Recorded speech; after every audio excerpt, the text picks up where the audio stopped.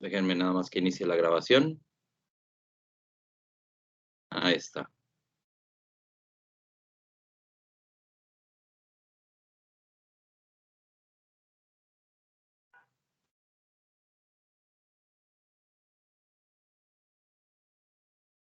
Una solución real ocurre cuando tenemos que el soluto y el disolvente ahora sí tienen una relación electrostática, ya sea de repulsión o de atracción. Eso quiere decir que la componente entálpica sería diferente de cero. Eso me va a modificar los términos del potencial químico, pero ahorita vamos a ver que no es en gran medida.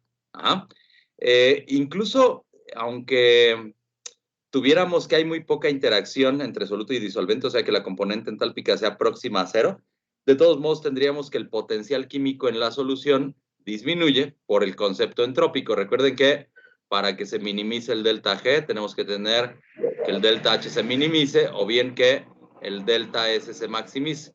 Entonces, aunque este término valga cero, todavía tenemos la componente entrópica, entonces seguimos viendo que el potencial químico disminuye para la solución con respecto de lo que esperaríamos para el líquido puro. Déjenme nada más admitir a Tania. Ahí está. Entonces, el problema consiste en definir cómo es el potencial químico de la solución. Lo vamos a dividir en dos componentes. El potencial químico que representa al soluto y el potencial químico que representa al disolvente. Entonces, déjenme expresarle eso en un enunciado. El problema estriba en describir el potencial químico para el soluto y el disolvente.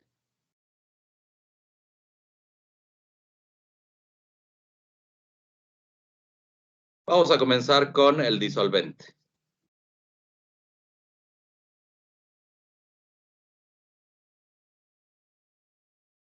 Recuerden que el disolvente lo hemos estado llamando componente 1 y al soluto lo estamos llamando componente 2.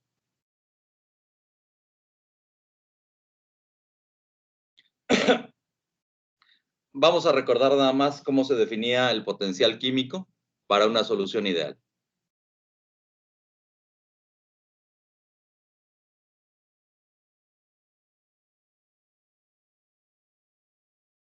Yo tenía que el potencial químico de la fase líquida del componente 1 era igual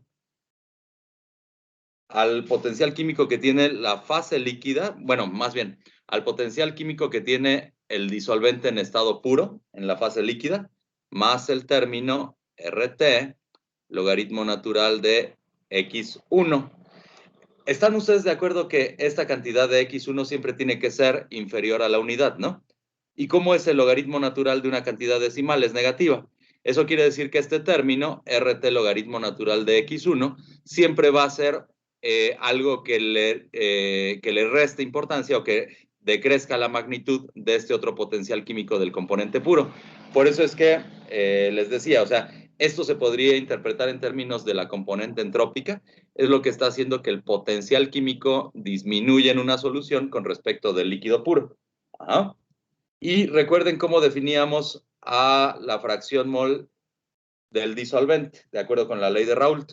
Era la presión parcial del disolvente, o sea, la presión que se encuentra en la fase gaseosa, por concepto del disolvente, entre la presión de vapor que ejercería el líquido puro. ¿Ah? O sea, esto de aquí es la presión de vapor del líquido cuando X1 es igual a la unidad, cuando tenemos al componente puro, a cierta temperatura. Recuerden que estamos modelando al problema como un proceso a temperatura constante. Bueno, ¿qué es lo que ocurre entonces en una solución no ideal?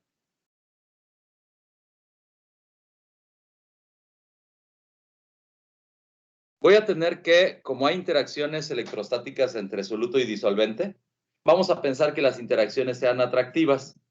¿cómo sería la presión de vapor del disolvente, dado que tenemos interacciones atractivas en la solución? ¿Sería mayor o menor que para el caso de una solución ideal? O sea, las moléculas del soluto como que están fijando de manera electrostática las moléculas del disolvente, entonces están impidiendo que pasen a la fase gaseosa. ¿Cómo sería entonces la presión parcial y la presión de vapor con respecto de la solución ideal? Sería mayor, ¿no?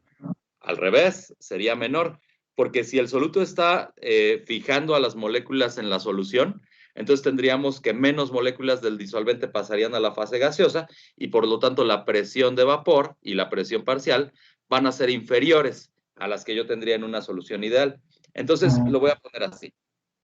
El potencial químico del componente 1 del disolvente en la fase líquida es igual a lo que ya conocemos. Su potencial químico en la fase líquida, si estuviéramos hablando del componente puro, más el término RT, logaritmo natural.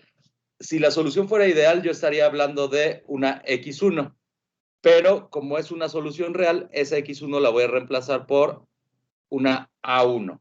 A esta A se le conoce como actividad.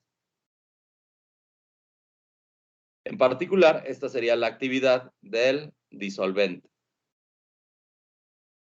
O sea, la actividad del disolvente no es otra cosa que una concentración efectiva, o así. Desde luego, la actividad del disolvente sigue siendo proporcional a la fracción mol. O sea, podríamos decir que esta A1, déjenme cambiar el signo de la igualdad por el signo de proporcionalidad, la actividad del disolvente sigue siendo proporcional al cociente P1 entre P1 asterisco. Nada más que se va a ver modificada con respecto de la fracción mol, introduciendo un término que se llama coeficiente de actividad. O sea, podemos decir que A1 es igual al coeficiente de actividad del disolvente que multiplica a la fracción mol. Ajá. A esto es a lo que conocemos como coeficiente de actividad. ¿Qué ocurriría cuando el coeficiente de actividad del disolvente, gamma 1, tiende a 1? ¿A qué valor tendería la actividad del disolvente?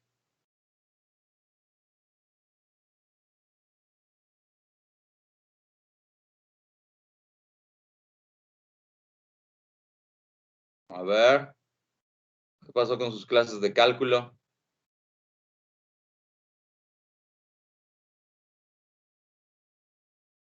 ¿Dormidos? ¿Viernes social? Ash.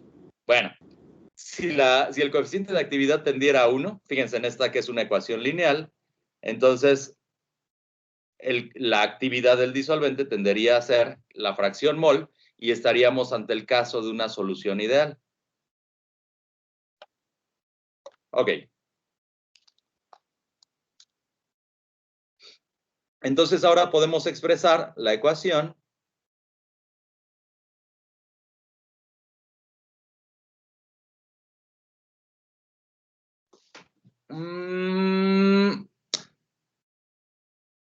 como A1 es este producto. ¿Qué pasó, mujer?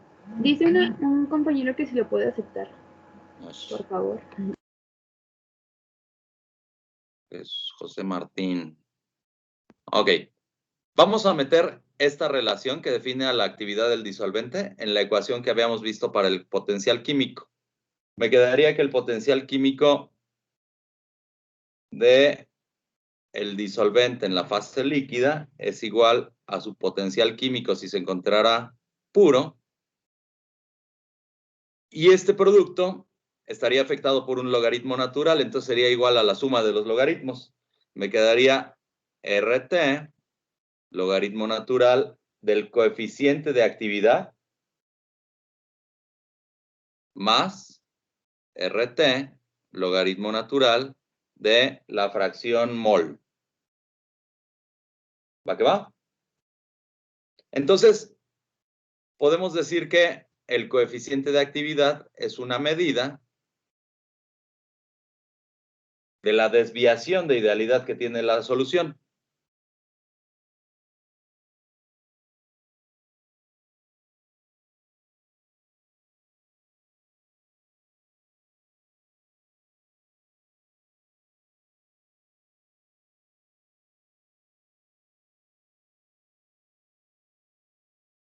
O sea, cuando ocurra esto, que el coeficiente de actividad tienda a 1, entonces la actividad del disolvente tiende a la fracción, tiende a la unidad. La actividad del disolvente tiende a la fracción mol, y entonces estamos ante el caso de una solución ideal.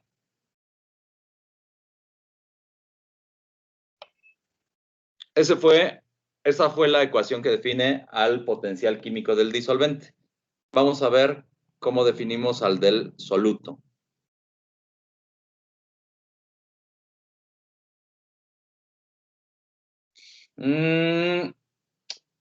Aquí hay algo que no les había mencionado la vez pasada, y es que en soluciones ideales, la ley de Raoult y la ley de Henry son idénticas. Entonces lo voy a poner aquí. En soluciones ideales,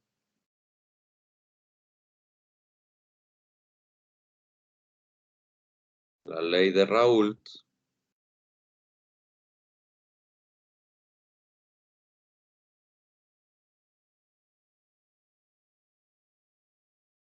son idénticas.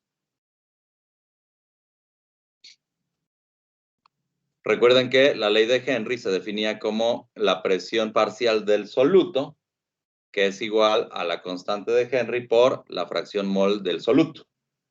Y si es igual a la ley de Raoult, eso significaría que esto es igual a la presión de vapor que está ejerciendo el soluto sobre la solución por su fracción mol. Aquí ya estoy extendiendo el problema. ¿Se acuerdan que cuando empezamos con el modelado de las soluciones ideales, decíamos que el soluto y el disolvente tenían que ser ambos líquidos volátiles? Aquí ya puede ser incluso que el soluto sea un sólido no volátil, por ejemplo, sacarosa en agua, glucosa en agua, todos esos seguirían cumpliendo esta condición para la solución ideal.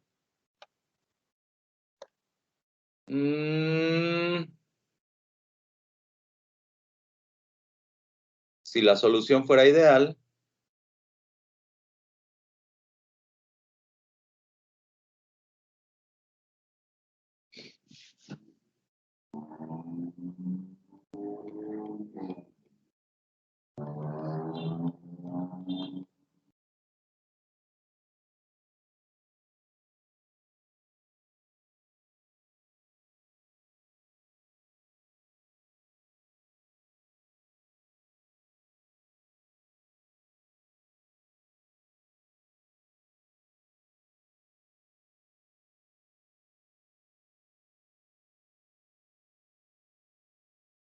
o sea, de esta expresión sale que entonces el potencial químico del soluto también se encuentra definido por la ley de Raoult. Eso lo puedo expresar como que el potencial químico del soluto en la fase líquida es igual al potencial químico que tendría el soluto en la fase líquida también, estando puro, más el término RT, logaritmo natural de X2. Y esto sería igual a el potencial químico del soluto, estando puro, más RT, logaritmo natural del cociente de las presiones que definen a la ley de Raoult. O sea, presión 2 entre la presión de vapor del componente 2 en estado puro. Bueno, aquí voy a hacer una trampilla. Voy a meter la ley de Henry a esta ecuación del potencial químico. Eso ocurre para algo que se conoce como una solución diluida ideal.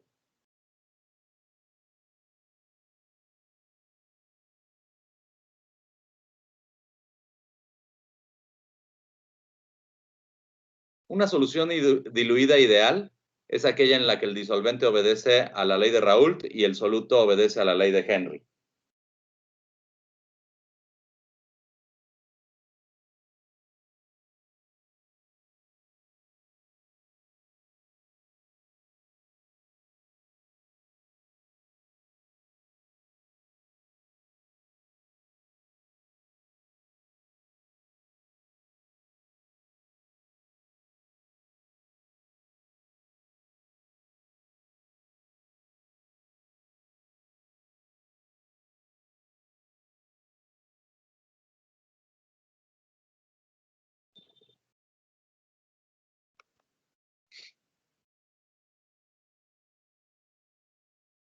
Recuerden que la ley de Henry es igual a Kx2.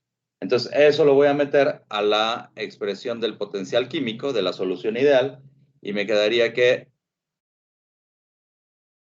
el potencial químico del soluto en la fase líquida es igual a su potencial químico estando puro más RT, logaritmo natural de la constante de Henry entre la presión de vapor del componente puro más RT, logaritmo natural de X2. Ahora es importante que vean a qué se refiere este término de aquí. Este término lo podemos entender como el potencial estándar, el potencial químico estándar del componente 2 en la fase líquida. Toda esta parte de aquí es esto. Es un estado hipotético, porque aquí, si se ponen a analizarlo, tendríamos una contradicción, y es que el estado estándar se alcanzaría cuando X2 tendiera a 1.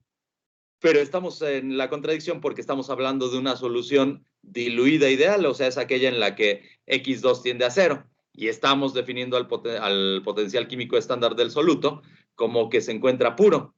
Entonces, ese es un estado puramente hipotético. Esto es importante que lo sepan. Este término de acá no se puede alcanzar en la práctica. Es una contradicción. Pero lo voy a utilizar para definir entonces al potencial químico del soluto como el potencial químico que tendría su estado estándar, les decía, cuando su concentración sea unitaria, cuando su fracción mol sea unitaria, más el término RT, logaritmo natural de X2. Este es el potencial químico que define al soluto. Déjenme ponerles nada más aquí la aclaración de quién es el estado estándar. Lo voy a poner así con signos de admiración para resaltar que es una contradicción. Es una solución infinitamente diluida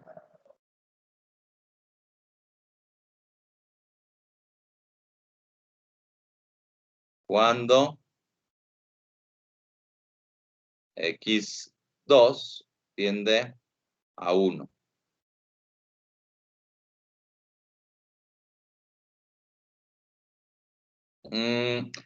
Hay algunos textos que dicen que este estado estándar en realidad no es tanto una contradicción. Lo definen como que es el estado estándar de una disolución infinita, pero de la fracción molar unitaria. Entonces déjenme ponerles esa nota.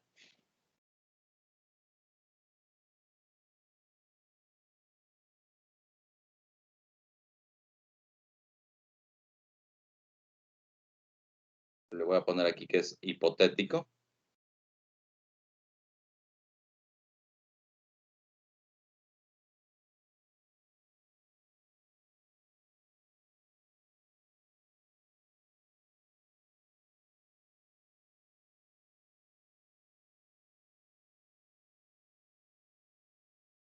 El estado estándar sería la disolución infinita de la fracción molar unitaria.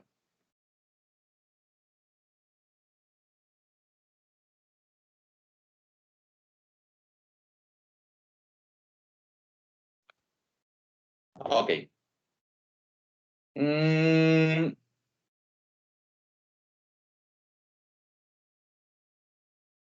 Hay una nota aquí. Pues cuando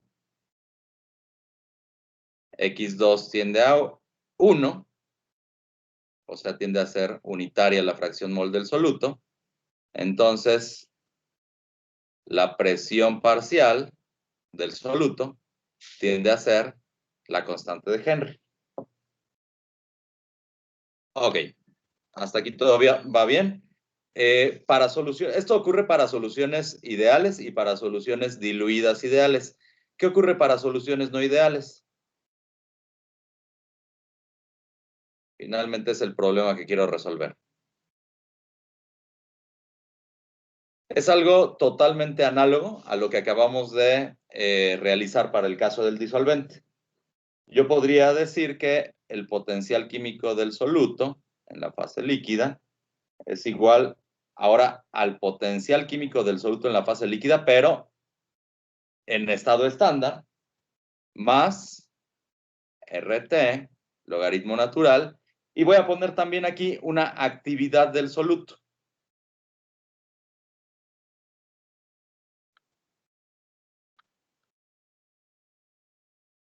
Esa actividad refleja, en cierta medida, el grado de interacciones intermoleculares que se dan a nivel de la solución entre soluto y disolvente.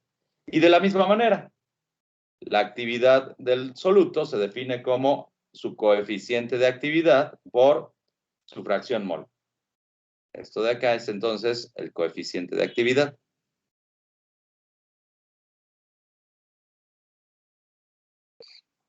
Esto les va a parecer un poco contradictorio. Vamos a analizar las condiciones límite. ¿Qué pasa si la actividad del soluto tiende a su fracción mol? Eso quiere decir que el coeficiente de actividad tiene que tender a 1. Pero esto es lo que les va a parecer contradictorio. X2 tiene que tender a 0. Desde luego, esto no se cumple si nosotros analizamos las ecuaciones que acabamos de escribir. Los valores que tendríamos ahí, veríamos que tienden a infinito y así. Pero esto es por la condición contradictoria que les había mencionado aquí arribita. O sea, la solución ocurre cuando el soluto tiende a 0 en concentración, el caso ideal. Pero estamos analizando, o más bien lo acabamos de definir, como el caso en el que tenemos una concentración del soluto en estado puro, ¿no? Por eso es que esto aparecería como algo contradictorio, sin embargo no lo es. Bueno.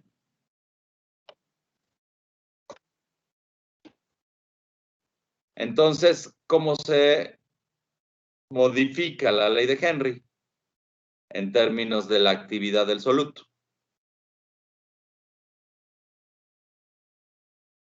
Queda como que la presión parcial del soluto es igual a la constante de Henry, pero ya no se multiplica por la fracción mol del soluto, sino que ahora se multiplica por la actividad del soluto. Una expresión muy usual es en términos de molalidad. Cuando lleguemos a la siguiente clase, que veamos un conjunto de propiedades que se llaman propiedades coligativas, vamos a ver por qué es útil hablar de la molalidad. Me sirve para determinar algunas propiedades de los sistemas desconocidas, como el peso molecular de un compuesto que fue producido en alguna reacción química, etcétera. Es muy útil hablar de molalidades. Entonces, déjenme ponerles aquí en términos de molalidad. Me quedaría que el potencial químico del soluto es igual a su potencial químico en el estado estándar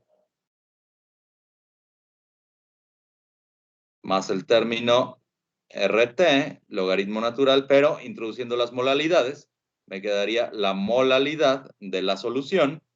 O sea, ¿están de acuerdo que la molalidad del soluto es la molalidad de la solución? Entre la molalidad del estado estándar. ¿Quién es la molalidad del estado estándar? Sería igual a una concentración de 1 mol de soluto por kilogramo de disolvente. Y la actividad del soluto sería igual a el coeficiente de actividad entre la razón de las dos molalidades. M2 entre la molalidad del estado estándar.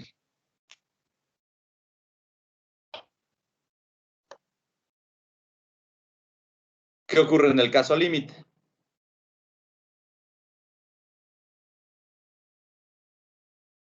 Yo tendría que, si la molalidad tiende a 0, o sea que esté ante el caso de una solución ideal, entonces la actividad del soluto tiende a este cociente,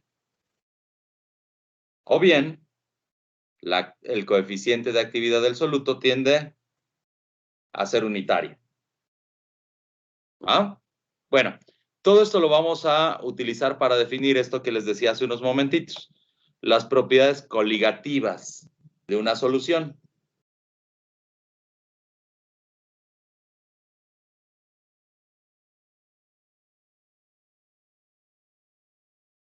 Son 4 esas propiedades coligativas. Ahorita a lo mejor vemos una o dos. La primera es la reducción de la presión de vapor.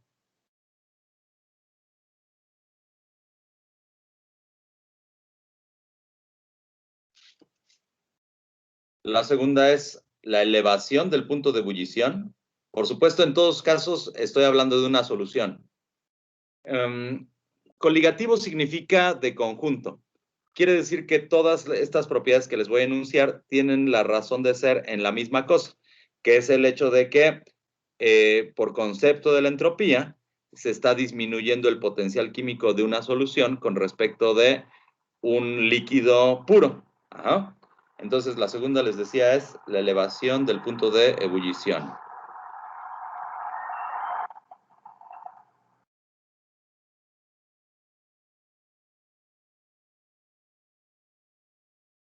Si ustedes ponen azúcar en agua, van a ver que el punto de ebullición es superior que el que tendría el agua solita.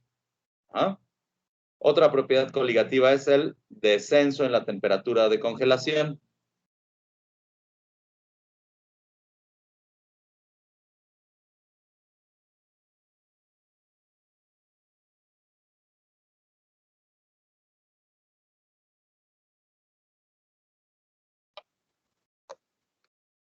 Y una bien importante para la cuestión energética es la presión osmótica.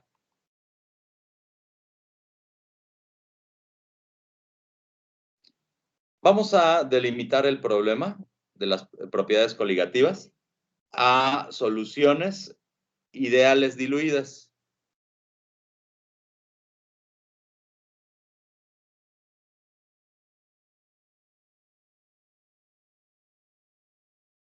Y además son soluciones que no contienen electrolitos, o sea, el soluto no se disocia.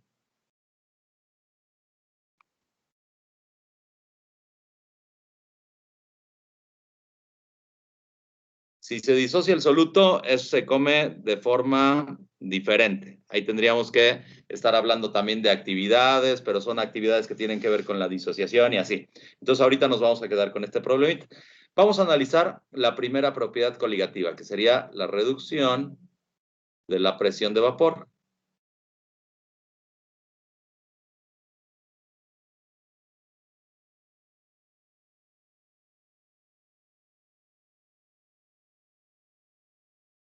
Déjenme ponerles aquí un enunciado. Además de la interacción electrostática soluto-solvente,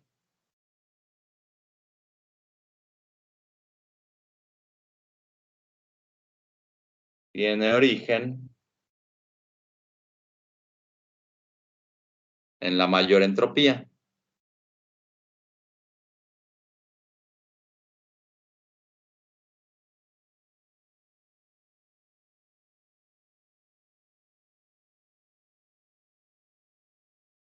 Esto tiene que ver con la pregunta que les formulaba hace un ratito.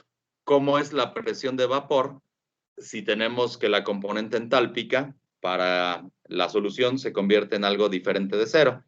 Veíamos que el soluto tiende a fijar en la fase líquida las moléculas del disolvente, por lo tanto el disolvente tiende a evaporarse menos.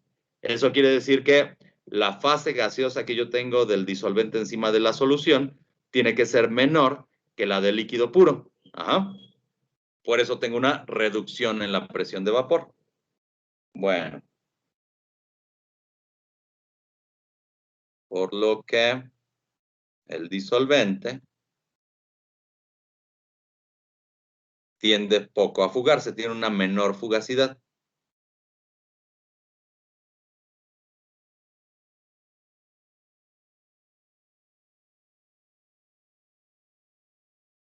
Aquí hay una aclaración y es que el fenómeno también ocurre en soluciones ideales. Fíjense, en soluciones ideales se supone que no hay interacciones soluto y disolvente, la componente entálpica es 0, pero de todos modos tengo una reducción en la presión de vapor. ¿Por qué la tengo? Porque entrópicamente hay más desorden en la solución que el desorden que tendría en el líquido puro. Justamente la cantidad en la que es menor ese potencial químico es la cantidad RT logaritmo natural de X2, ¿ah? La que hemos estado viendo. Entonces, el fenómeno ocurre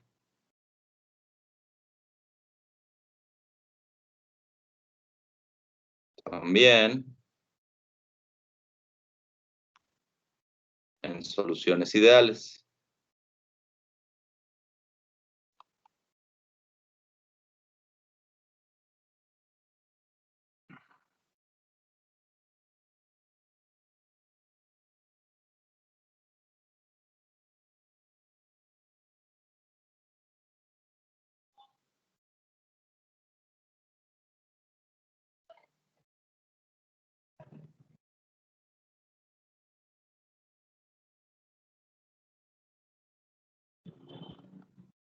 Perdón, este paréntesis llega hasta acá.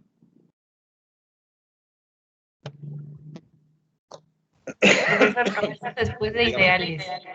¿Mande, perdón? ¿Qué dice después de ideales? Es una coma nada más y dice, pues esto produce un menor incremento de entropía. Gracias. Entonces vamos a extender el problema a que tengamos un soluto no volátil. Por ejemplo, les decía sacarosa o glucosa en agua.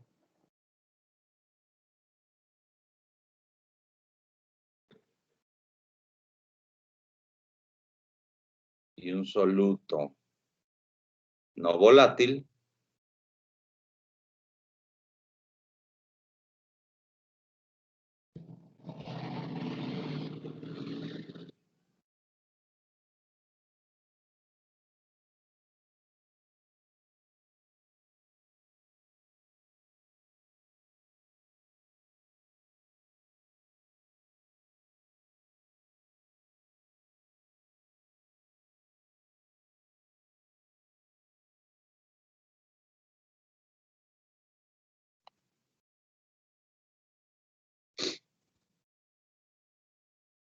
para el disolvente tenemos lo mismo, se sigue aplicando la ley de Raoult. Entonces tenemos que la presión parcial del disolvente es igual a su fracción mol por la presión de vapor del líquido puro. Vamos a definir a la fracción mol del disolvente en términos de la fracción mol del soluto. Recuerden que la suma de fracciones moles es igual a la unidad. Entonces, yo podría decir que, a ver, déjenme cambiar esto por un pero. X1 es igual a 1 menos X2. Entonces, la expresión de la ley de Raoult se convierte en P1 igual a 1 menos X2, que multiplica a la presión de vapor del líquido puro. Si llevo a cabo esa multiplicación y reordeno,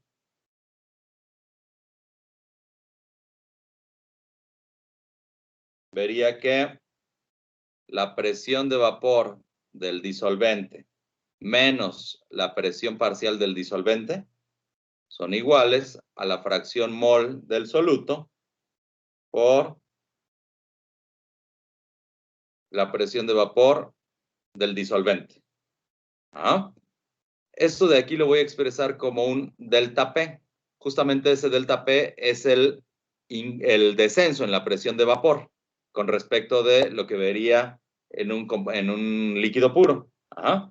Entonces, ese descenso de la presión de vapor es igual a X2 por P1 asterisco. Entonces, esto es el decremento en la presión de vapor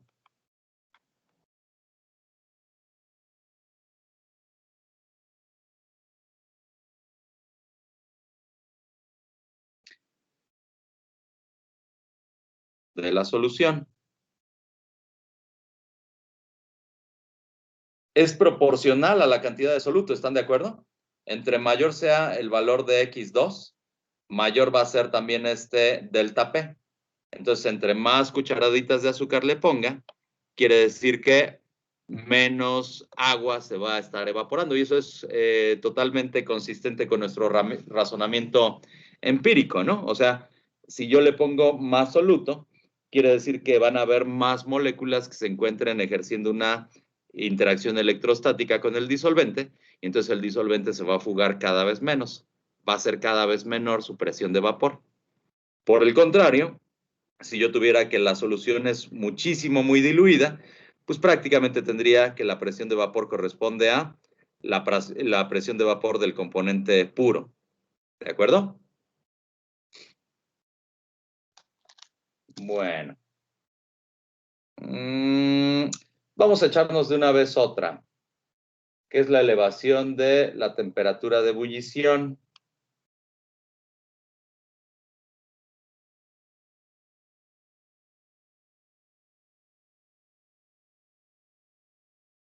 O sea, lo que les estoy diciendo aquí es que si yo tengo una solución, la temperatura de ebullición va a ser mayor que si tengo un líquido puro. Justamente se relaciona con lo que acabamos de ver. El líquido, el disolvente tendría una menor fugacidad, ¿no? Eso quiere decir que tengo que suministrar más energía para hacer que el disolvente pase a la fase gaseosa. Eso se traduce en una elevación de la temperatura de ebullición de la solución con respecto del líquido puro. ¿Ah?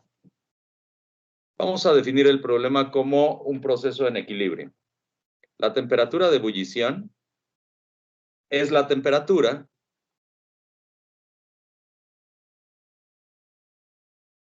a la cual se encuentran en equilibrio la presión de vapor y la presión externa, a la cual se igualan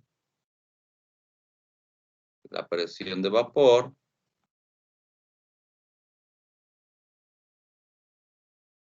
y la presión externa.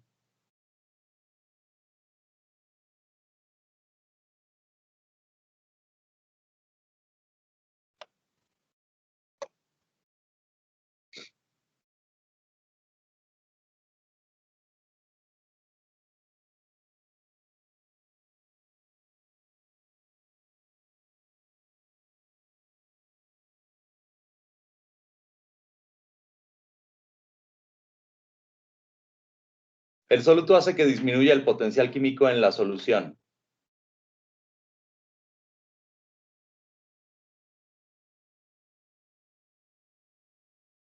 ¿Y en qué cantidad disminuye el potencial químico? Lo que habíamos visto hace ratito. Justamente en la cantidad RT, logaritmo natural de X1. ¿Cómo es este logaritmo natural teniendo en cuenta que X1 es inferior a la unidad? Es negativo, ¿no?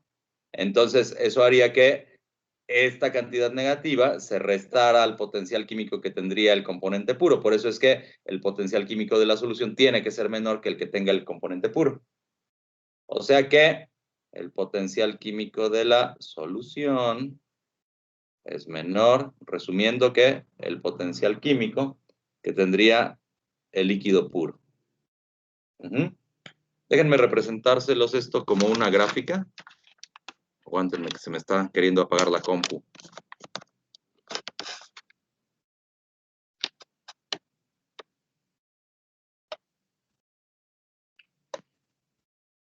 Una gráfica de las que ya habíamos visto. Voy a graficar el potencial químico contra la temperatura. Habíamos visto que habían ciertas líneas que definían las fases o los estados de transición que teníamos para un componente. Vamos a hacer el caso ahorita del componente puro. Recuerden que el potencial químico varía con la temperatura. Entonces, si hablamos de la fase sólida, veríamos que esto obedece a una línea recta que va decreciendo con la temperatura. El potencial químico se hace cada vez más pequeño conforme se incrementa la temperatura. Esta es la línea recta que define a la fase sólida. Luego, la fase líquida es más afectada por la temperatura. debido a que tenemos que hay movimientos traslacionales, hay diferentes grados de libertad con respecto de la fase sólida. Entonces, un líquido varía mucho más el potencial químico que un sólido con respecto de la temperatura. O sea, vamos a tener que en esta recta, que ahorita no la dibujé tan recta, el potencial químico tiene una mayor pendiente. Esto es entonces la fase líquida. Y ahora, la fase gaseosa cambia muchísimo con respecto de la temperatura. O sea que tiene una pendiente muy pronunciada. Todo esto de acá sería la fase gaseosa. Estos puntitos en los que tenemos la interacción entre la intersección entre las rectas serían las transiciones de fase. Ahorita estoy planteando la intersección entre la línea que define el comportamiento sólido con el comportamiento líquido. ¿Quién sería esa temperatura?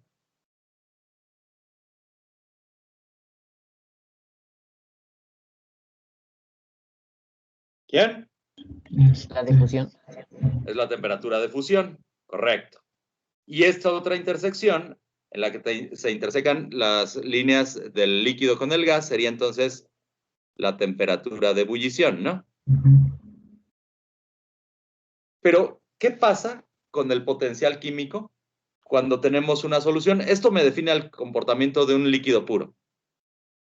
Cuando yo tengo una solución, voy a ver que el potencial químico decrece. O sea que lo voy a representar como una recta verde. Esto para la fase líquida. Vería que la línea que define el potencial químico de la solución se encuentra aquí abajito. Ajá.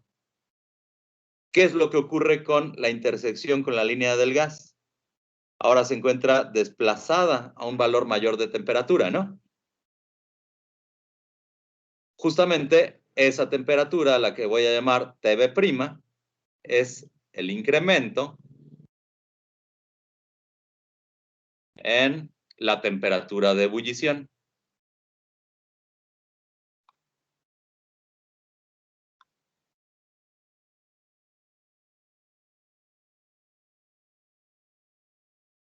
Pero fíjense algo curioso. ¿Dónde está la intersección entre las líneas sólida y líquida? A una temperatura mayor o menor que la temperatura de fusión. Es una temperatura menor, ¿no? O sea que esta Tf' ya no sería un incremento en la temperatura de fusión. ¿Ahora qué es? Es un descenso en la temperatura de congelación. Por eso es que se las había pintado aquí como otra de las propiedades coligativas. ¿Recuerdan? Uy, ok, la canción. Déjenme ponerles. Otra, o sea, aquí estamos analizando esta, elevación del punto de ebullición, pero trae como consecuencia también un descenso en la temperatura de congelación. Eso es muy importante en países fríos. En un momento lo analizamos.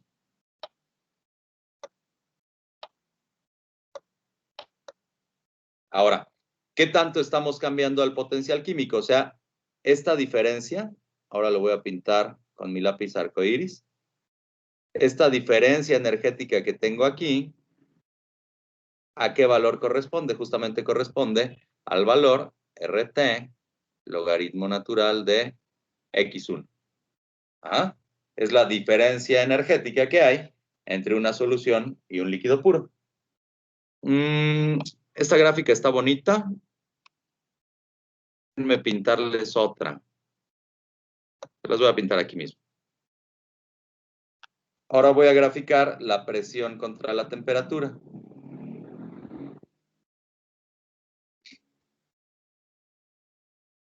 Se encuentra definida en atmósferas. Y aquí la temperatura que se encuentra definida en Kelvin. ¿Ah? ¿Recuerdan cómo era este diagrama para la transición de fase de un líquido puro? Habíamos visto que para el agua había una pendiente que era negativa.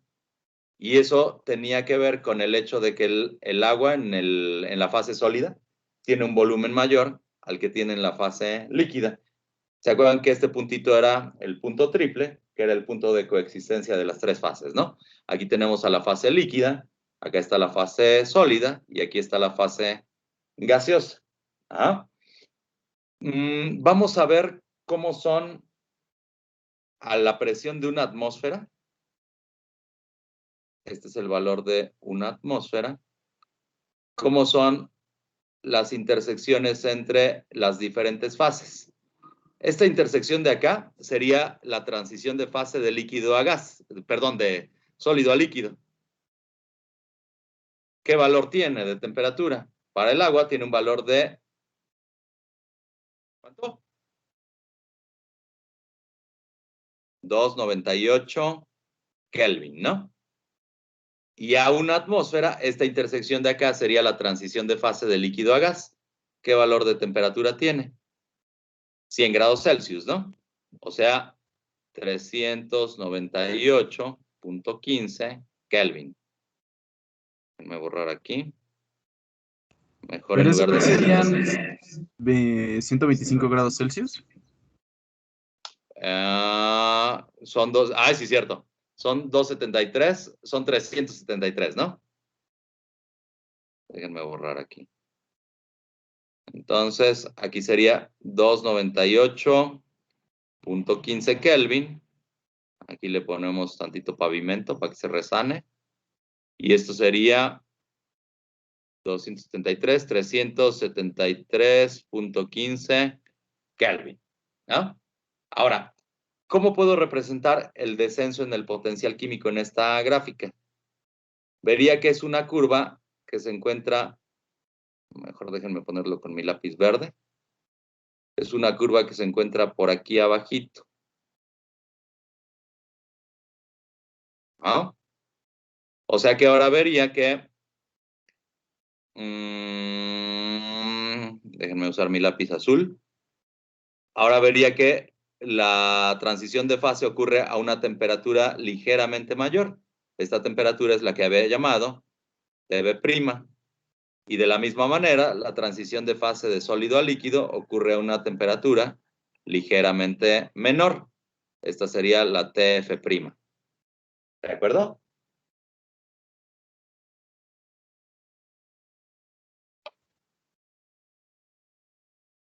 Bueno, vamos a modelar el problema matemáticamente. Vamos a irnos para el punto de ebullición, porque es lo que nos atañe ahorita, el incremento en la temperatura de ebullición. En el punto de ebullición,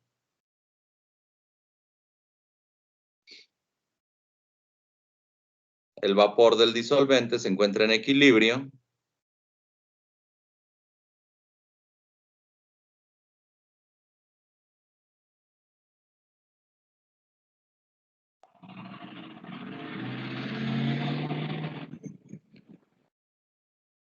con el disolvente en solución.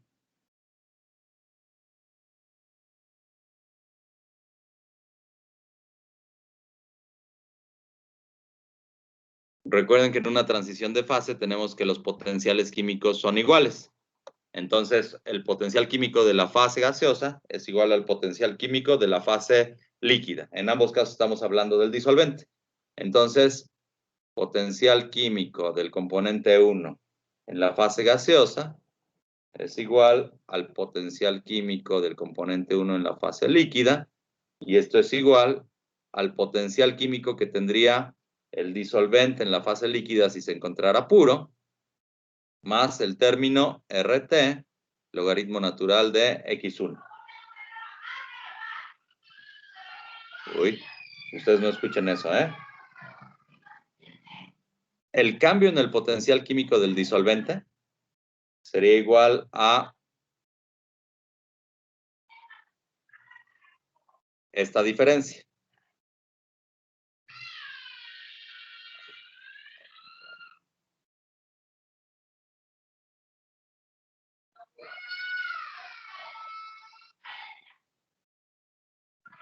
Es la vecina, ¿eh?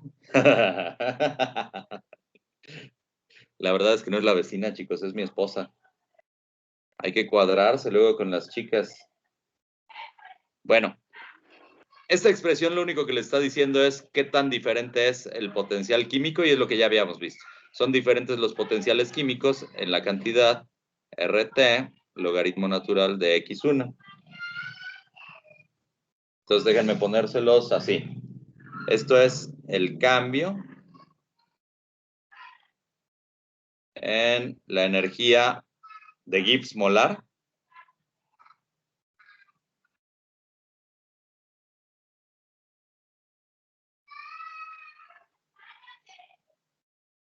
asociado a la evaporación del disolvente.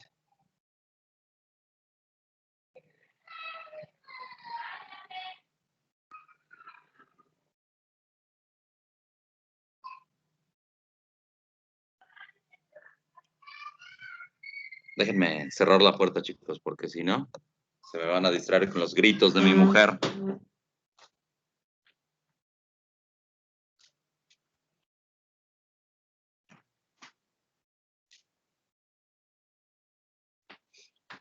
Listo, ya estamos en un sistema cerrado. Ok. Es el cambio en la energía molar de Gibbs asociado a la evaporación del disolvente de una solución a cierta temperatura.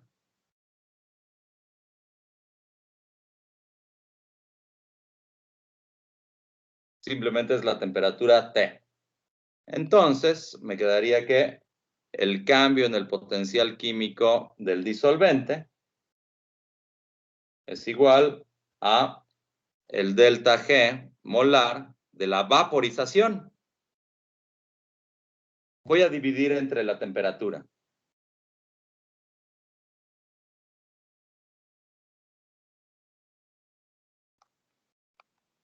Me quedaría que la expresión se convierte en el delta G molar de vaporización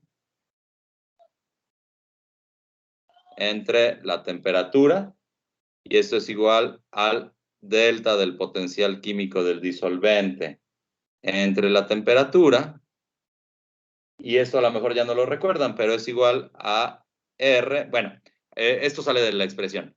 Esto es igual a R logaritmo natural de X1, pero teníamos una relación de clases pasadas que se llamaba ecuación de Gibbs-Helmholtz. ¿La recuerdan? Era del cociente G entre T entre el diferencial de la temperatura, y esto era igual a menos el cambio de entalpía entre el cuadrado de la temperatura. Esto era para un proceso que ocurría a presión constante. Se llamaba ecuación de Gibbs-Helmholtz.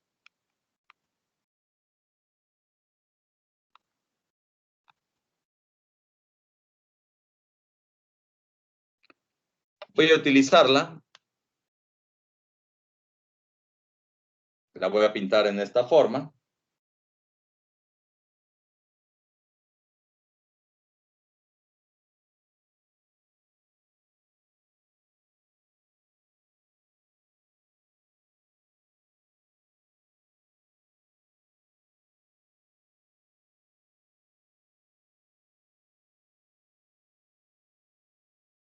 Esta sería ahora la entalpía molar de vaporización entre el cuadrado de la temperatura.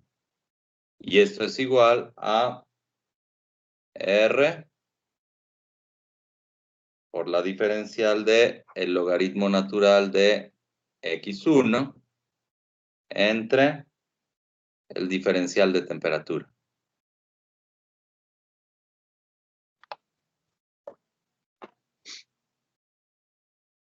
Vamos a delimitar el problema a que la solución sea diluida. Como la solución es diluida,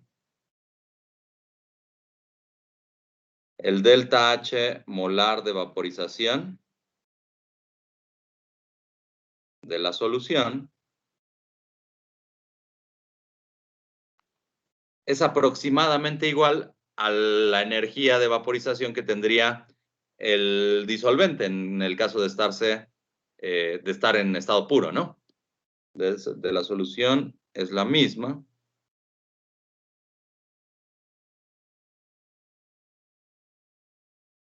O casi. Son aproximadamente iguales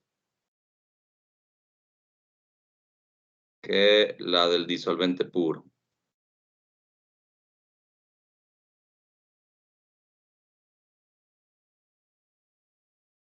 Voy a arreglar la ecuación a la que llegué.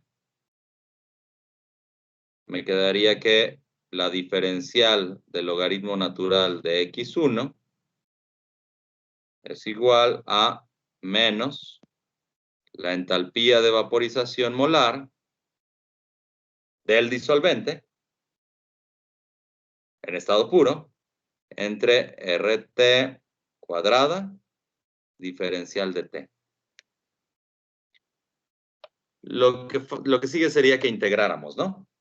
Vamos a integrar en los límites temperatura de ebullición y temperatura de ebullición modificada. Sería la temperatura de ebullición prima, que veíamos que resultaba del incremento en el punto de ebullición. Entonces, integramos en los límites TB' y TB. ¿Y cuáles serían los límites para el logaritmo? Serían con x1 igual a x1 a la temperatura TB' y x1 igual a 1, o sea, el disolvente en estado puro, a la temperatura, ¿qué temperatura? La temperatura TB.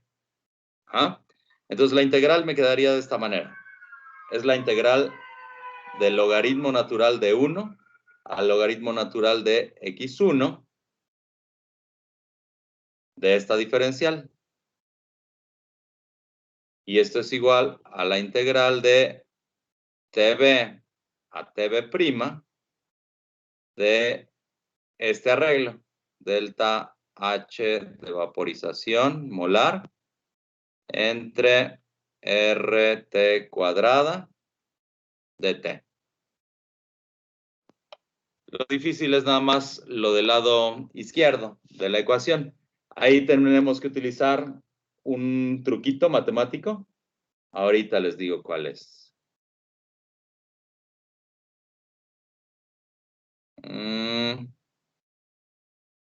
Me quedaría que el logaritmo natural de x1 es igual a el delta H de vaporización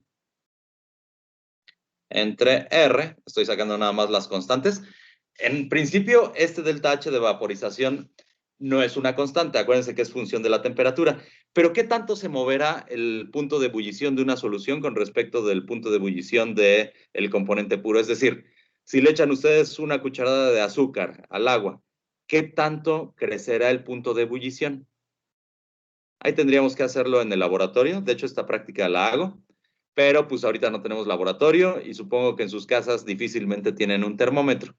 Verían que el punto de ebullición se mueve en fracciones de grados. Entonces es muy poquito, por eso es que puedo considerar que el delta H de vaporización es una constante. Lo saco de la integral.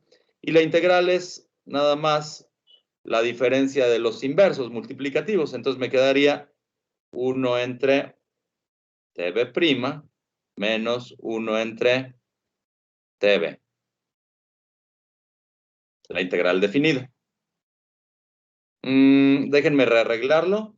Me quedaría menos delta H molar de vaporización entre la R por el producto. Esto se puede convertir en algo como lo que veían con las resistencias en paralelo, ¿no? TB' menos TB entre el producto. TB' por TB. Nada más lo que sale del quebradito, ¿no? Y esto es igual, a su vez, a menos delta H molar de vaporización entre la R por el delta T entre TB cuadrada. O sea, este delta T me representa qué tanto se está moviendo la temperatura de ebullición. Lo voy a poner así, para que no haya confusión. Ahora, ¿qué tanto varía la temperatura de ebullición? Puedo decir que, bueno, de aquí nada más les estoy definiendo quién es delta T. Sería TB' menos TB, esto es igual a delta T. ¿Qué tanto difieren? Solo difieren en unos pocos grados. Desde luego eso depende de quién sea el soluto y quién es el disolvente. Hay soluciones en las que cambia mucho la temperatura de ebullición y otras en las que cambia muy poquito. Vamos a suponer que la variación sea muy pequeñita. Por lo que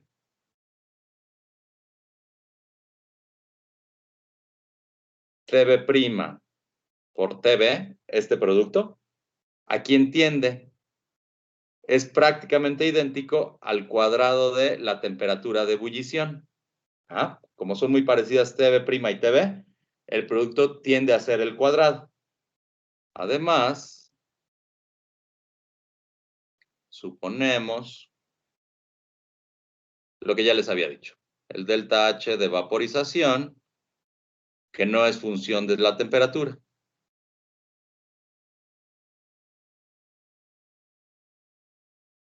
Entonces, ¿cómo queda la ecuación anterior? Déjenme ponerles aquí nada más la aclaración. La ecuación anterior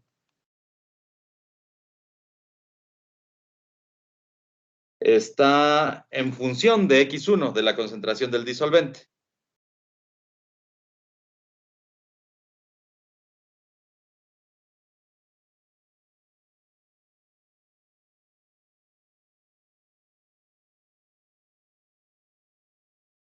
Pero ¿cuándo han visto que una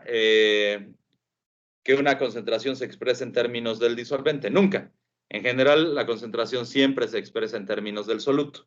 Entonces, vamos a cambiarla a una concentración que esté definida por el soluto.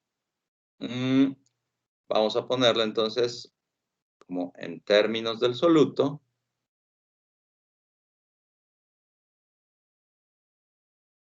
Me quedaría que el logaritmo natural de X1 es igual al logaritmo natural de 1 menos X2. Ahí está. Y esto es igual a menos el delta H de vaporización, que ya me habíamos visto, molar, entre la R. Y si asumo este productito que tengo aquí, entonces eso lo introduzco, me quedaría como que esto multiplica al delta T y se divide por el cuadrado de la temperatura de ebullición del disolvente puro.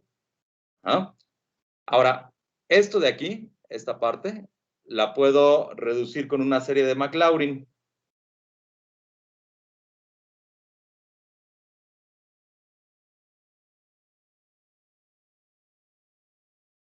Me quedaría que el logaritmo natural de 1 menos x2 es igual a esta serie. Menos x2 menos x2 al cuadrado entre 2 menos x2 al cuadrado entre 3, etc. Pero ¿cómo es x2? Es una cantidad muy pequeñita, es muy inferior a la unidad porque estoy hablando de una solución muy diluida. Entonces, este logaritmo se reduce a prácticamente el término menos x2. O sea, logaritmo natural de 1 menos x2 es prácticamente x2 porque x2 es muchísimo menor que la unidad. Si es un número que tiende a 0, entonces todos estos términos de acá tienden a 0. ¿Va que va? ¿Y cómo me queda al final la ecuación? Me queda que el incremento en la temperatura de ebullición, nada más estoy despejando este delta T, sería igual a RT B cuadrada entre el delta H de vaporización por X2.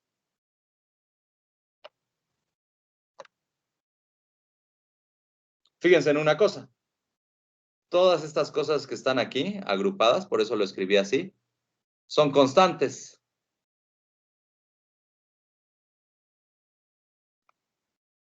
O sea que las puedo agrupar y puedo definir otra constante. Esa constante se conoce como constante de elevación del punto de ebullición, pero ahorita la vemos. Nada más déjenme ponerles aquí cómo se quedaría la ecuación en términos de molalidad.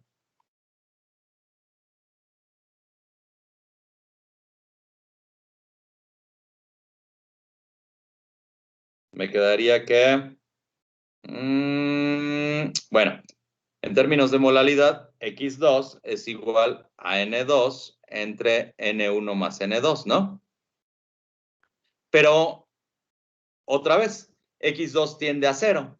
Entonces, la cantidad de sustancia total prácticamente es la cantidad de sustancia debida al disolvente. O sea, yo puedo decir que X2 es igual a la relación N2 entre N1. Entonces, la puedo expresar también como N2 entre W1 entre la masa 1. Esto es lo que define al peso molecular. O sea, aquí yo tengo que esta es la masa del disolvente y esto es la masa molecular del disolvente.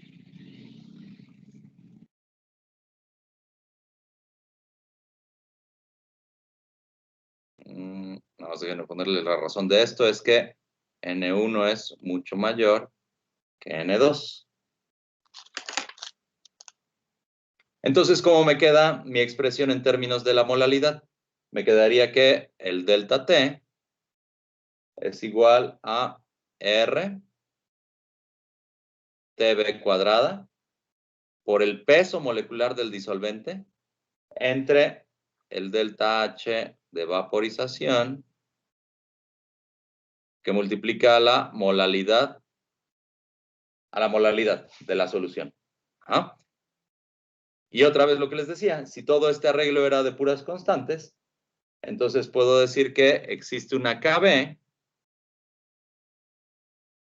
es la constante del incremento del punto de ebullición, que es igual a RTB cuadrada, masa molecular del disolvente, entre su delta H de vaporización.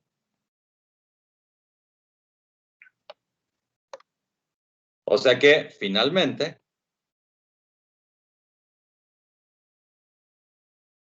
yo tengo que el incremento en la temperatura de ebullición simplemente es esa constante de incremento del punto de ebullición por la molalidad. ¿Va que va?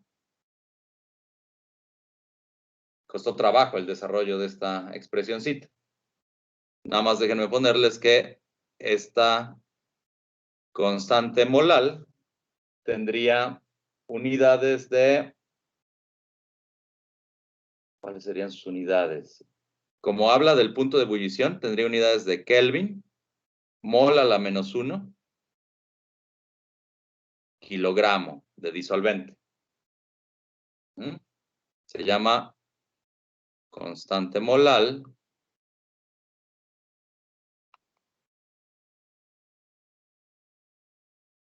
de elevación del punto de ebullición.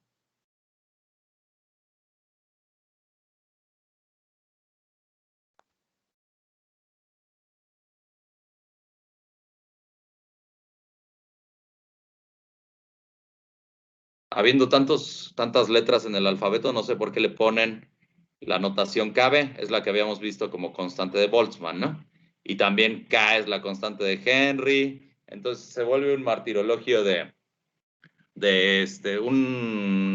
vuelve una notación muy recargada. Pero bueno, es como lo van a encontrar en la mayoría de textos. ¿Dudas hasta aquí, chicos? Si quieren, déjenme juntarles estas dos propiedades coligativas con las dos que faltan, que sería el descenso en la temperatura de congelación y la presión osmótica, y nos dedicamos a hacer algunos problemitas. Eso lo hacemos la sesión que viene. ¿De acuerdo? Va. Órale, pues. Sí, profe. Vale, Entonces, de momento aquí le dejamos. Vale. Sí. Bueno, Sí, pues profe, ahí nos gracias. vemos. Pórtense bien, tengan bonito fin de semana. Igual. Gracias, profe, igualmente. Igualmente, Igualmente, profe. Gracias, profe. Igual, hasta luego.